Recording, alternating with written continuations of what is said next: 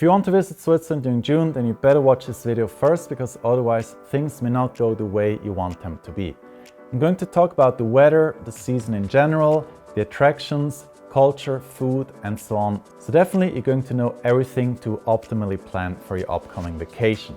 So first we're going to start with the weather. June marks the beginning of summer. In the first 2 weeks it's going to be usually above 20 degrees Celsius, and as the month is progressing it's going to be above 25 or even 27 degrees Celsius. Sometimes it can be even hot, then the temperatures will climb above 30. In general, June is a rather sunny month, definitely less rainy than May, but sometimes it can also be the other way around, where May is going to be very sunny, then it's going to rain a lot in June. Well, that happened a few times. June is also the month with the longest days of the year. On 21st of June, the sun is going to set at 9:30.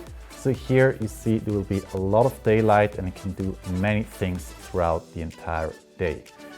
Now, since you're going to have warm temperatures and a lot of sun, also make sure to bring enough sunblock with you, because the UV index is going to be high to very high. Now we continue with the season. June is a low season travel month. That's quite surprising because it's actually summer, but this is really your last chance where you can enjoy all these beautiful places with only little people. Afterwards, in July and August, there's going to be many people traveling to Switzerland and everything is going to be packed. Now, if you visit popular places like Zermatt and Saas-Fee in early June, it's going to be fantastic. Not many people are going there and it really feels like, wow, I'm actually discovering this place. So this is really something I very much like about June. And since it's the low season, this is your last chance to benefit from lower prices. Afterwards, in July and August, the prices for hotels and attractions, they can sometimes raise by around 50%. So June is definitely perfect for budget travelers. When it comes to the waterfalls, during June there will be a lot of snow melt. That's going to feed the waterfalls very much, and with that they're going to look very powerful. For example, if you're going to see the Giesbach waterfalls or the Rhine falls, they're going to look absolutely majestic. So going to see waterfalls in June, that's definitely going to be a great idea. When it comes to hiking, many trails are now accessible. Everything below 2,500 meters should in general be no problem. But all of the trails above, these usually are only going to open up during July. If you're going for a hike during June, make sure to bring a hat with you, sunglasses, sunblock, and also enough water, even a pullover. Otherwise, your hiking experience is going to be absolutely terrible. I can promise that to you. Now let's talk about the food. June is the last chance to experience finest asparagus.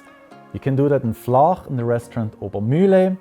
And now in June, we are going to have various berries from Switzerland that are going to be available. You can try strawberries, wild berries, cherries. Really great. So definitely a lot of local foods for you to try. A question that I do get a lot, Jemo, is it now lush green in Switzerland? So my answer here is that most of the sprouting is now over. That usually happens in April and May. So everything is going to look lush green.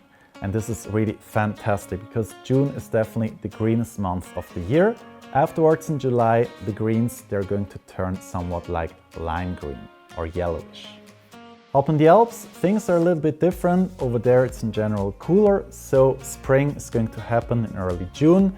You're going to see various flowers blooming, usually on the low altitude parts of Switzerland. That happens in April, but in the Alps everything is quite delayed. And the summer season over there is definitely going to be much shorter than everywhere else in Switzerland. Another question that I do get a lot, will there be still a lot of snow?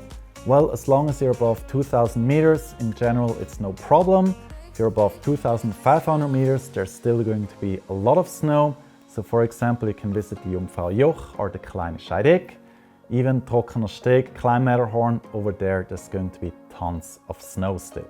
And if you want to go for ski, well, I have to disappoint you, June is really the absolutely wrong month for that.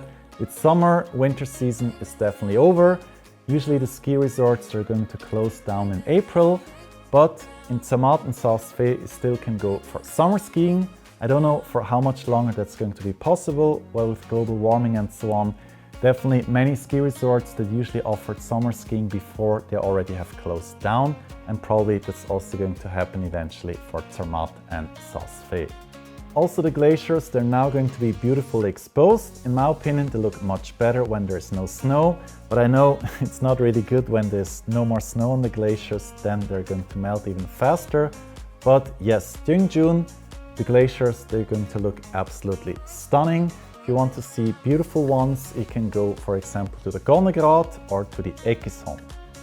If you want to go for swimming, June is absolutely fantastic. So up from the second week, everything is going to be usually warm enough for you to swim in the rivers or in the lakes. And if you want to go to Ticino to have the ultimate swimming experience, well, then many of these places also the waters are going to be warm already. So in the lakes and in the rivers, usually the water is going to be around 17 to 19 degrees. It really depends on how much rain was in May and early June. And in Ticino, usually the temperatures can vary between 12, 15 or even 19 degrees, depending at where you go for a swim. Already mentioned, most of the hotels are open again, but now there are also some guest houses up in the Alps, especially that's important for hikers.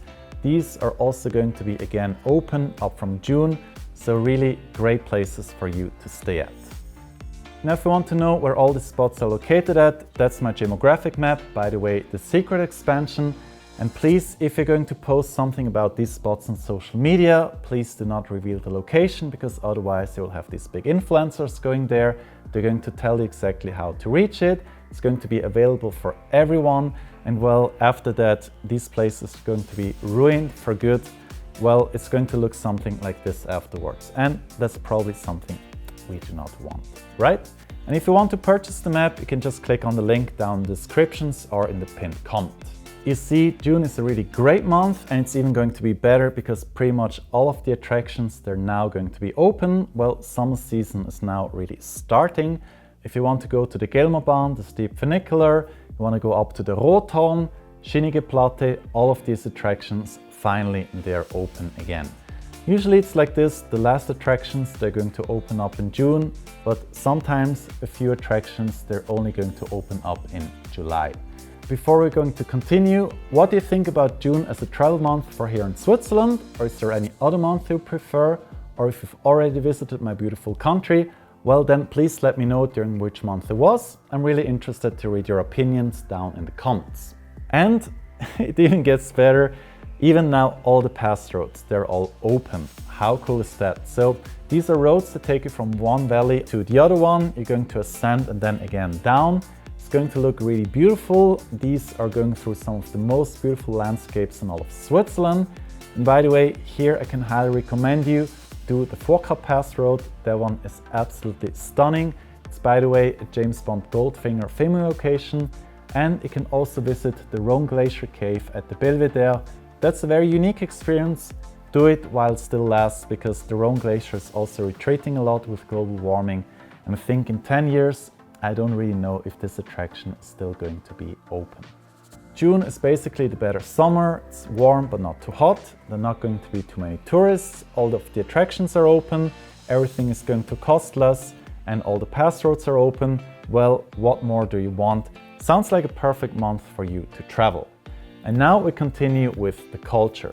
So June in general is not a very cultural month, but if you really want to see something, we do have, for example, folklore festivals. You can see people with traditional dresses. There are also music festivals, for example, such with Alp horns. It's going to look something like this. Well, not exactly like this one, because that festival only happens in August, but definitely great things for you to see even during June. With this video, you should definitely be prepared for your upcoming trip during June. Now, if you want to know how it's during July, then I'm going to see you over there. Otherwise, if you're more interested in the best things to do during summer, well, then let's meet in this video.